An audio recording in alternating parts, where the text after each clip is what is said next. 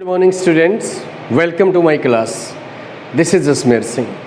Dears, today tenses की series को आगे बढ़ाते हुए हम फ्यूचर इंडेफिनिट टेंस का डिटेल में डिस्कस करेंगे. अब इससे पहले भी आपको बताया कि भी कोई भी टेंस हम करते हैं उसके बारे में दो बातें हमारे पास होती हैं, identity and secondly function. Identity and function. और वर्ब भी आपको टू टाइप की बताई, verbs, helping verb and main verb. अब हेल्पिंग वर्ब जो होते हैं कोई भी टेंस है फ्यूचर से रिलेटेड, फ्यूचर इंडेफिनिट है, फ्यूचर कंटिन्यूस है, future perfect and future perfect continuous. Helping verb जो मेनली यहाँ पर सेल और विल, ये दोनों तो दोनों में मस्ट है, इसमें कोई डाउट नहीं, ये तो आएंगी ही.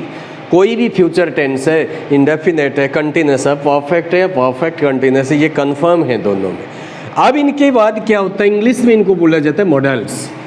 मॉडल्स बोलते हैं. मेन वर्ब जहाँ तक है, मेन वर्ब इंडेफिनेट टेंस है, पास्ट को एक्सेप्शन में ले लीजिए, पास्ट के अफर्मेटिव में तो नहीं आती, लेकिन दोनों इंडेफिनेट में, चाहे वो प्रेजेंट इंडेफिनेट है या फ्यूचर इंडेफिनेट है, वो फॉर्म यूज होगी फर्स्ट फॉर्म के रूप में.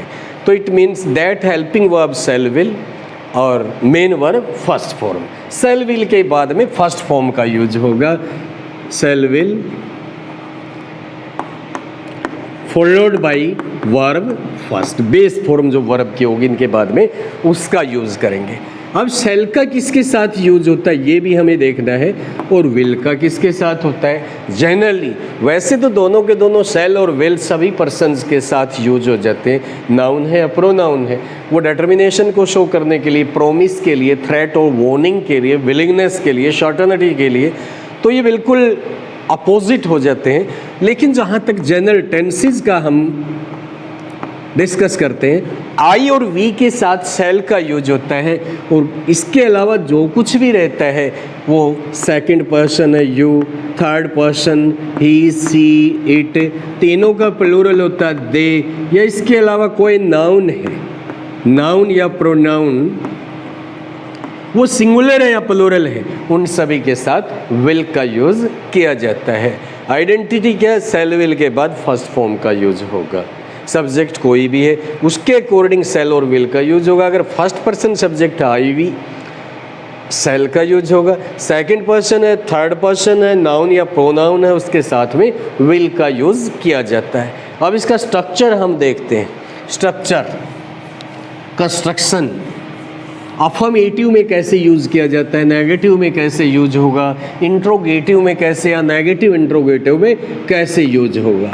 अफर्मेटिव के लिए स्ट्रक्चर क्या होता है, first of all subject,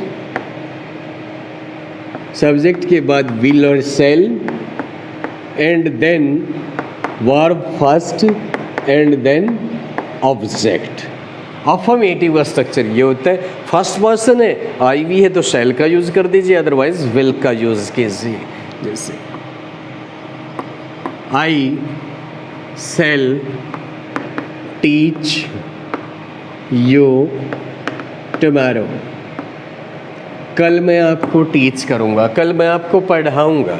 future क्या है, जो आने वाले टाइम से रिलेटेड बात होती है उसको फ्यूचर कहते हैं. अब क्या प्रेजेंट, अब से पहले का पास्ट, आने वाला वो क्या फ्यूचर. तो future indefinite tense, I shall teach you tomorrow. Subject है आई, फर्स्ट पर्सन है, सेल का यूज हुआ, उसके बाद फर्स्ट फॉर्म है, ऑब्जेक्ट है ये, और टुमारो ये क्या दिया गया, एक एडवर्ब बोलते हैं जो वर्ब को डिस्क्राइब करते, क्वालिफाई करती है. टीच के बारे में, कब पढ़ाऊंगा, कल पढ़ाऊंगा, तो इसको बोलते हैं adverb of time, adverb of future time.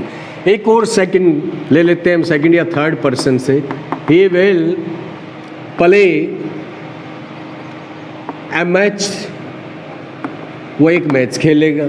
Subject है, विल का यूज हुआ, थर्ड पर्सन है, फर्स्ट फॉर्म आई है, उसके बाद में ऑब्जेक्ट है. अफर्मेटिव सेंटेंसेस का स्ट्रक्चर ये होता है.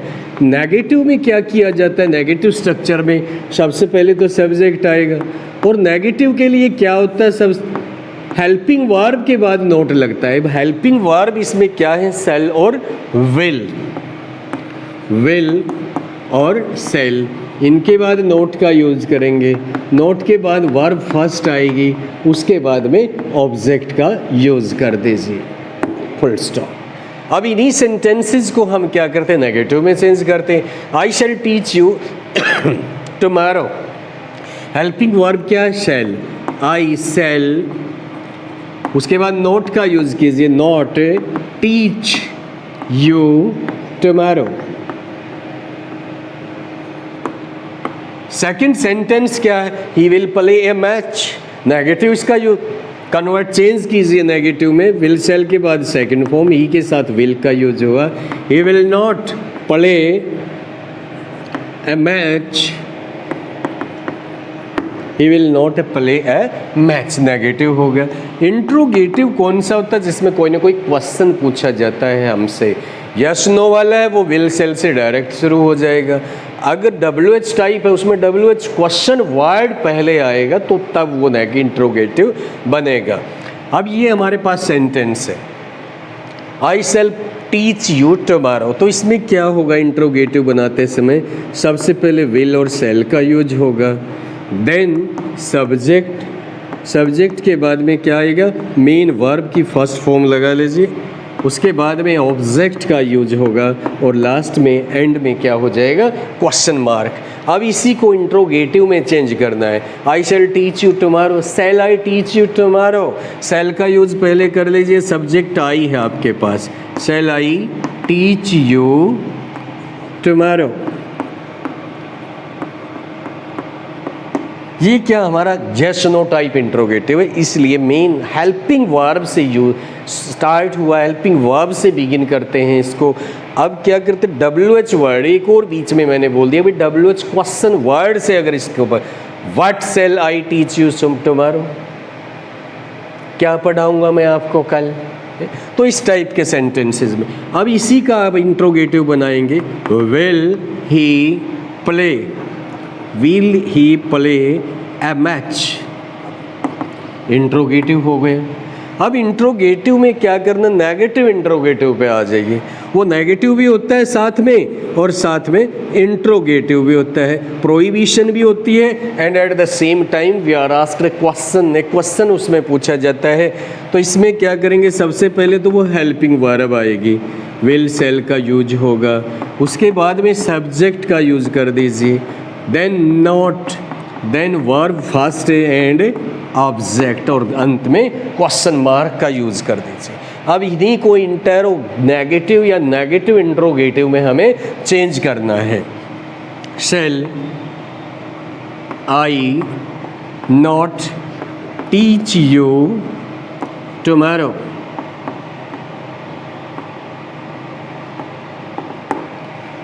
देन इसको चेंज कीजिए, he will play a match, will he not, negative interrogative बनाना है, will he not play a match. एक वन मोर और होता है, कॉन्ट्रैक्टेड फॉर्म बोलते हैं, यानी कि शॉर्ट फॉर्म, और वो क्या होती है, हेल्पिंग वर्ब के बाद जब नोट लगता है उसकी शॉर्ट फॉर्म भी होती है, जैसे डू नोट की डोंट हो जाती है, डज नोट की डजंट हो जाती है, डिड नोट की डिडंट हो जाती है।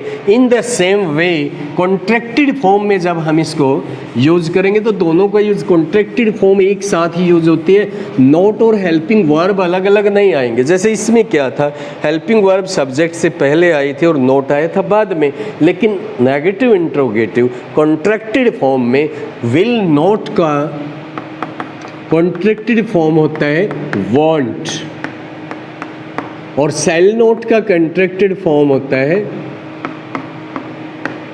सेंट, ये यूज कर लीजिए। अब इन्हीं सेंटेंसेस को हमें इसके अकॉर्डिंग यूज करना है, शैल नॉट को, विल नॉट को won't, will he not play a match, and अपर अब वो सेंटेंस में क्या था, shall I not teach you tomorrow, तो यहाँ पर कॉन्ट्रैक्टेड में होगा तो अकेला ही यूज होगा, shan't I teach you tomorrow, question mark आ जाएगा लास्ट में, he will he not play a match, won't contracted form है, सब्जेक्ट आएगा, उसके बाद verb first, want he play a match. तो ऐसे आप इसको यूज करेंगे। अफर्मेटिव में क्या है, नेगेटिव में क्या है, इंट्रोगेटिव में क्या है, नेगेटिव इंट्रोगेटिव में क्या है, और कॉन्ट्रैक्टेड फॉर्म में हम इसको कैसे राइट डाउन करते हैं। अब इसके यूजेस पे आ जाइए। ये इसका क्या था, आइडेंटिटी, कैसे फ्रेम, क्या इसका स्ट्रक्चर होता है, क्या इसकी कंस्ट्रक्शन होती है, क्या पहचान होती है, ये सब इसके अंदर हमने आपको डिस्कस किया है आपके साथ।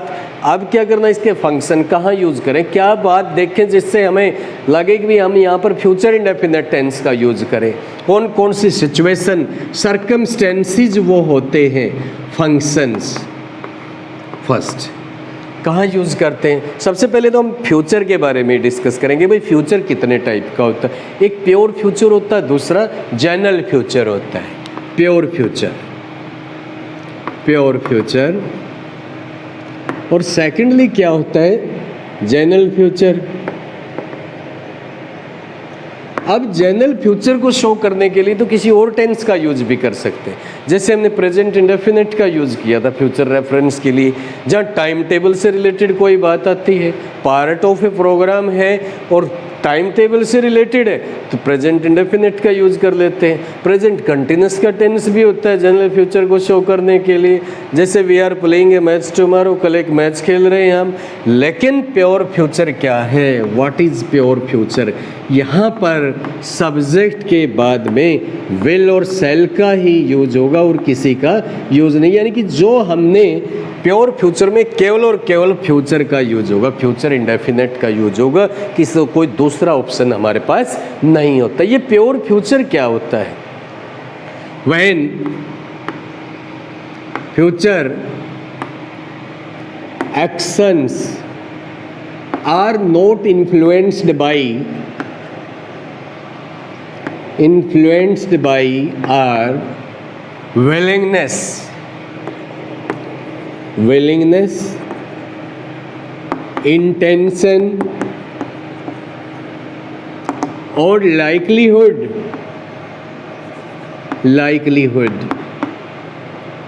willingness दृढ़ इच्छा,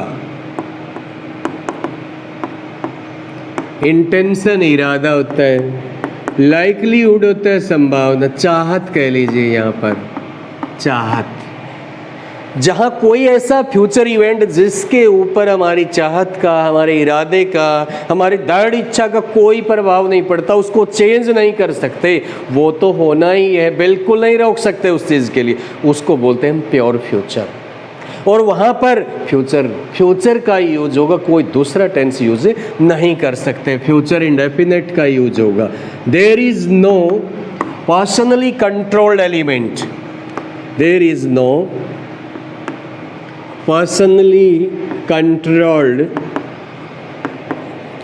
एलिमेंट, यहाँ पर कोई हमारा पर्सनल कंट्रोल नहीं हो सकता, नहीं रोक सकते उस चीज़ को।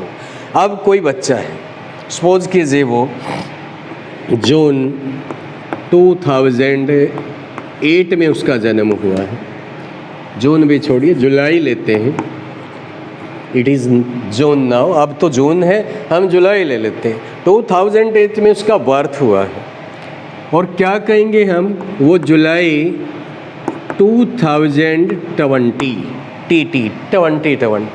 जुलाई 2020 में, अभी तो जून है, क्या कहेंगे, वो 12 ईयर्स का हो जाएगा।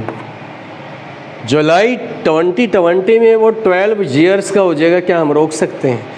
क्या हम किसी ऑफिसर को बोल करके, क्या कोर्ट में से कोई एफिडेविट ले करके क्या उसको रोक सकते हैं 12 का होने से? नहीं।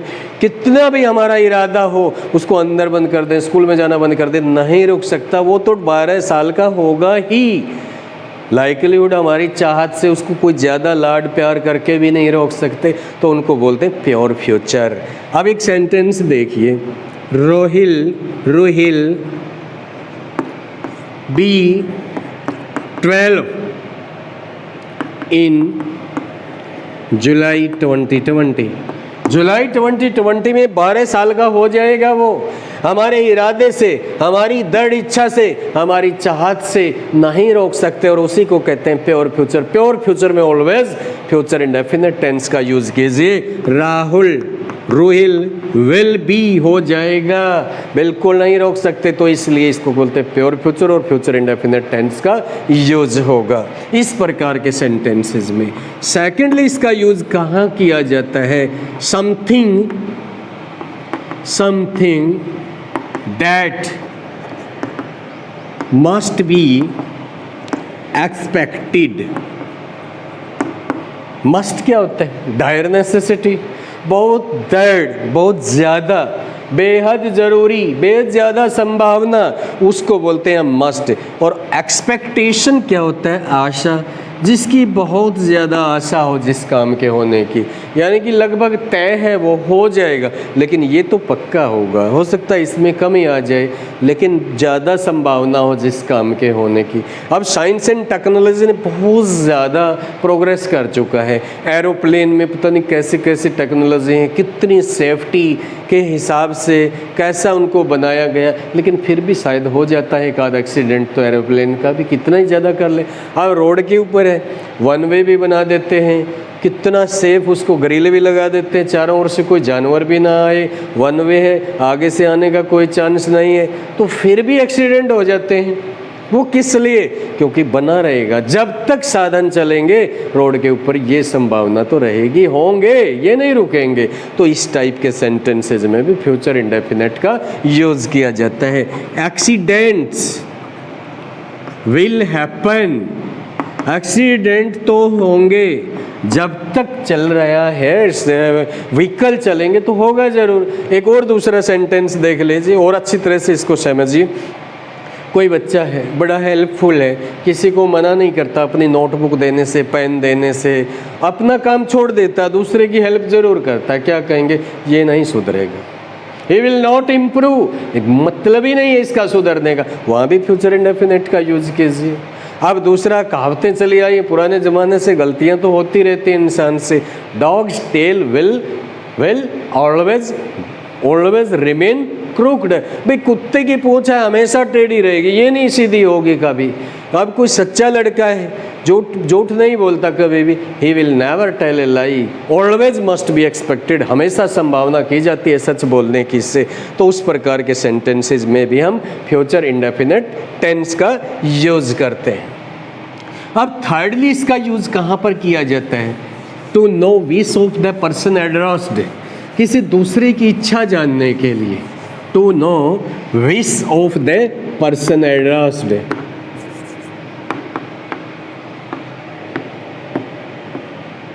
Wish of the person addressed, और टू मेक एन ऑफर, पेशकश के लिए ऑफर देते हैं, मैं आपका सम सॉल्व करवा देता हूँ, लाइए मैं करवा देता हूँ आपका ये सम सॉल्व, ये प्रॉब्लम सॉल्व मैं करवा देता हूँ आपकी, ये ऑफर दिया है, दूसरे की इच्छा जाननी है। एग्जाम्पल के लिए यहाँ पर लेते हैं हम, कोई भी गेस्ट आ जाता है हमारे घर पे, क्या कहेंगे? भी चाय पानी पिएंगे आप? विल आई, विल सेल, लेकिन यूज किसका? विल के साथ तो सेकंड और थर्ड पर्सन। यहाँ पर यूज होगा इसका इंट्रोगेटिव में, इच्छा जानिए, क्वेश्चन पूछा है, will you have a glass of water, क्या आप पानी का गिलास पिएंगे? यस नो तो उसने जवाब देना ना, हमने तो इच्छा जानी है। Will you have a glass of water, question mark last में लगा देंगे, तो दूसरे की इच्छा जानी है यहाँ पर। दूसरा कहिए, मम्मी पापा के साथ जा रहे हैं, वो बैग लिए हुए हैं, हैवी बैग है हाथ में, क्या कहेंगे? मम्मी मैं ले लेता हूँ ये आपका बैग, मैं उठा लेता हूँ आपका बैग। आपने क्या किया? इच्छा नहीं जानी, यहाँ पर तो ऑफर किया आपने। सेलाई इंट्रोगेटिव में यूज होगा, सेलाई कैरी यार हैवी बैग। तो इस प्रकार के सेंटेंसेस में इसका यूज किया जाता है। तो आगे क्या यूज करते हैं? फोर्थली इसका यूज किया जाता है प्रेडिक्शन के लिए, भविष्यवाणी के लिए। प्रेडिक्शन क्या होता है? प्री मीन पहले, और डिक्शन मीन होता है बोलना, पहले बोल देना किसी भी चीज़ के बारे में, उसको प्रेडिक्शन बोलते हैं। मैं आज आपके सामने कहता हूँ you will get good marks, आपके बहुत अच्छे नंबर आएंगे, पहले बोल दिया भाई। हो या ना हो वो बाद की बात है, you will get good marks. Fifthly इसका यूज कहां पर किया जाता है? कंडीशनल सेंटेंसेस में। कंडीशनल सेंटेंसेस में, कंडीशनल में तो हमने प्रेजेंट इंडेफिनेट का भी यूज किया, पास्ट इंडेफिनेट का भी यूज किया, टेंसेस का यूज किया, दोनों का। लेकिन कैसे क्या कॉम्बिनेशन हुआ? यहाँ पर जो पास्ट इंडेफिनेट है वो मेन क्लॉज में, सॉरी फ्यूचर इंडेफिनेट का मेन क्लॉज में यूज होगा। वो मेन क्लॉज में कैसे देखते हैं? अब एक सेंटेंस लिखते हैं। कंडीशनल क्लॉज किससे शुरू होते हैं? इफ है, अनलेस है, ये सब का सब बताया हुआ है। उसके बाद यहाँ सब्जेक्ट मिलेगा। सब्जेक्ट के बाद अगर यहाँ वर्ब फर्स्ट है, एक और हमको सब्जेक्ट होगा, यहाँ पर आप यूज करेंगे फ्यूचर इंडेफिनेट। कब? जब कोई कंडीशनल सेंटेंस इनसे शुरू है, वहाँ वर्ब फर्स्ट आई है कंडीशनल क्लॉज में, तो फिर मेन क्लॉज में यूज करेंगे future indefinite. If he works hard, if he works hard he blank pass. हमने क्या देखा? ये इफ से शुरू है। फॉर्म कौन सी आई है? फर्स्ट आई है। फर्स्ट फॉर्म आई है, इफ से शुरू है, तो यहाँ पर क्या यूज कर देंगे? Future indefinite, he will pass. Clear? This is all about future indefinite tense. Meet you again tomorrow.